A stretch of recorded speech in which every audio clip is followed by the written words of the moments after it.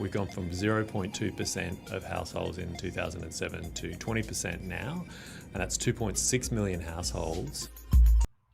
That was 1 in 5 houses. The figure now is closer to 1 in 3, which is 3.4 million.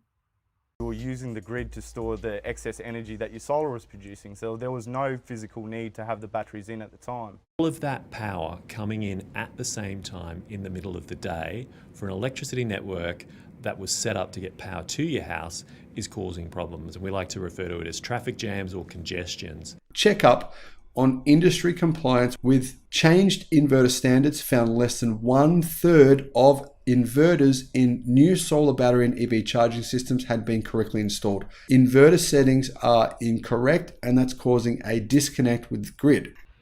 Improved inverters and falling battery costs will clear the way for 100% renewable energy.